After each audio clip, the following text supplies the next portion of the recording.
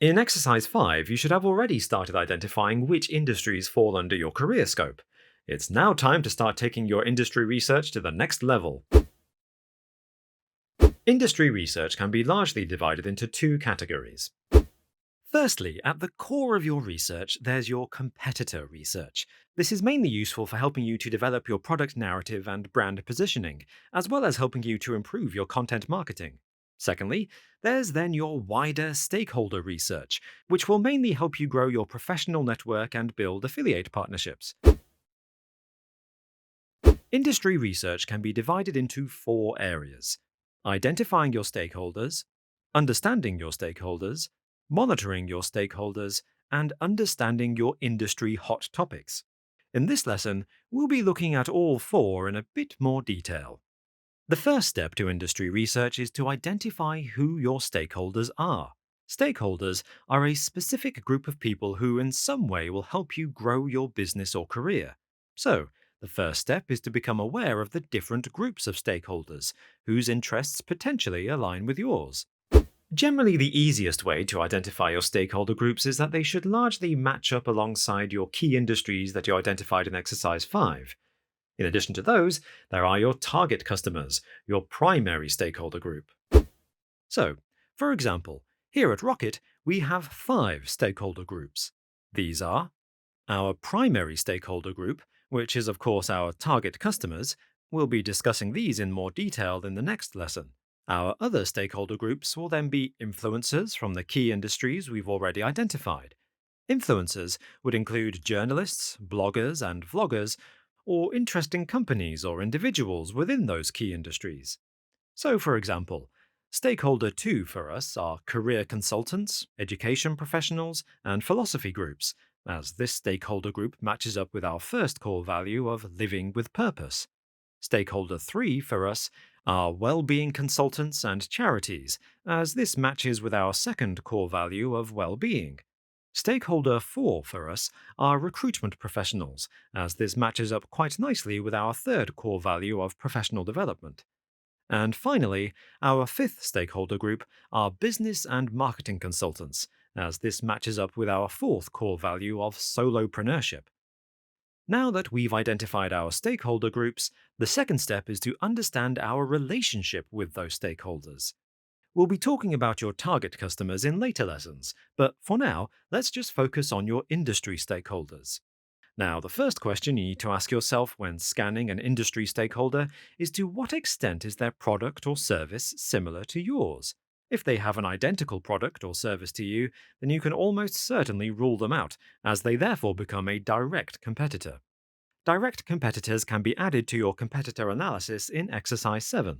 However, if their product or service is not similar to yours, or only partly similar to yours, then there may be an opportunity to create some sort of beneficial partnership with them. If this is the case, then you can think about categorizing them into one of the following two groups: thought leaders and affiliates. A thought leader is a stakeholder who shares interesting content that is relevant to your vision and mission, and their social media content may also very likely be receiving a high volume of engagement. Identifying and monitoring thought leaders can be helpful for a number of reasons. Firstly, they may be helpful in terms of helping you develop your product narrative. Secondly, and probably most importantly, is that through repurposing some of their top performing social media content, it can provide you with a goldmine of brilliant ideas to help you quickly grow your content marketing, something we'll be coming back to later. Thirdly, by commenting on their social media content, you can help position yourself as an industry thought leader. While, fourthly, commenting on their content threads can also help increase your brand awareness to new and relevant audiences. So, it's certainly advisable that at some stage you begin following and closely monitoring your industry thought leaders on Twitter and LinkedIn. Affiliates are stakeholders who might be willing to share your content or product to their customers. They won't always post great content on their social channels, so you don't have to always follow them closely on social media. But quite often it can be useful to do so, as it allows you to comment and engage with them on social media, and this can help warm up a potential relationship before emailing them with a formal proposal.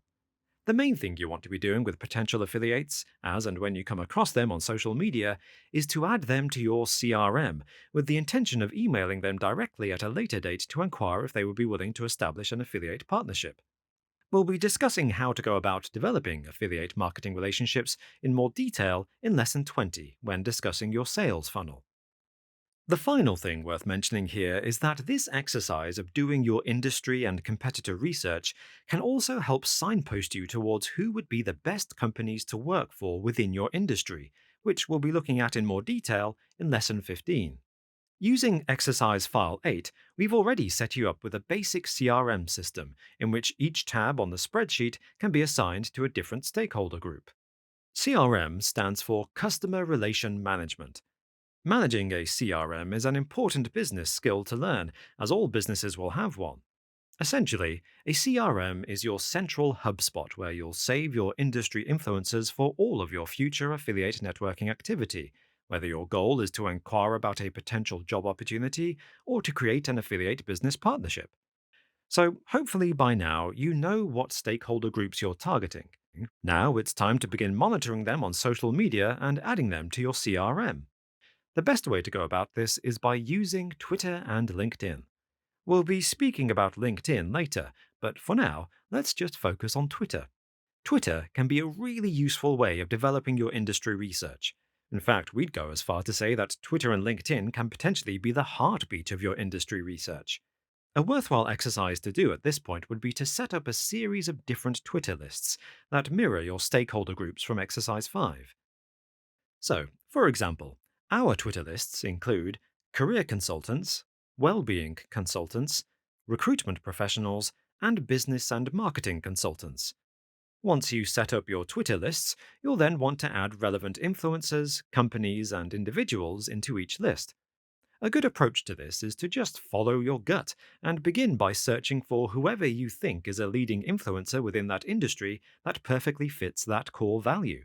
Sometimes, all you need to do is find one really relevant industry influencer, and then you can begin checking out all of the accounts that they follow, and that could then end up revealing a goldmine of useful stakeholders that you can begin adding into your relevant Twitter lists.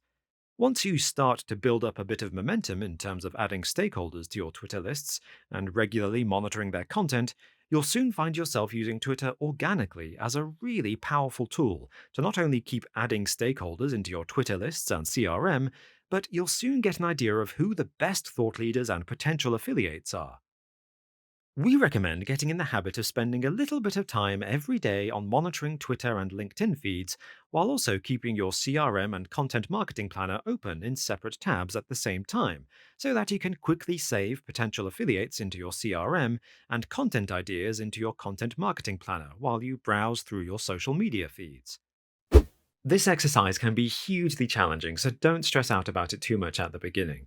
It will take time and a lot of trial and error for you to really grasp it and to develop a routine that works best for you. It's also more of a marketing strategy that you'll be focusing on a lot more once you've actually produced your product. However, doing a competitor analysis is a great way of developing your product narrative, so that's why we think it's important to mention it at this stage. The final part of industry research is to understand your hot topics and trends. Hot topics are topics that your target customers are passionate about, so it's important to become aware of them and where and how exactly they fit into your product and marketing narrative. Trends are topics that are currently trending. These tend to change on a day-to-day basis, so it can be difficult keeping your finger on the pulse of them. Being aware of hot topics and trends is an important tactic to helping supercharge your content marketing.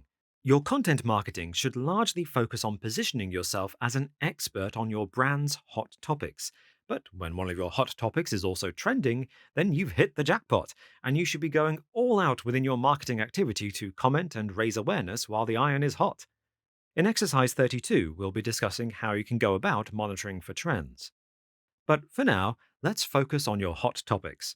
You should be able to use your customer research to help you identify your hot topics, but it's likely your awareness and understanding of hot topics will improve with the more industry research that you do. Once you've identified a hot topic that you want to create content around, you can then add it to exercise file 10.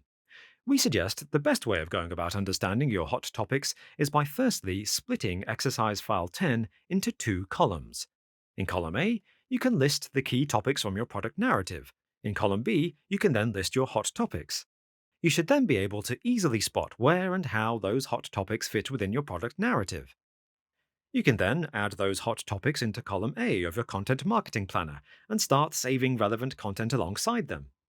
The benefit of this exercise is that when you do get round to commenting on a hot topic on social media, you'll now instantly be able to understand how that hot topic fits within your product narrative, ensuring that the tone of your social media responses remains consistent and aligned with the tone of your product narrative.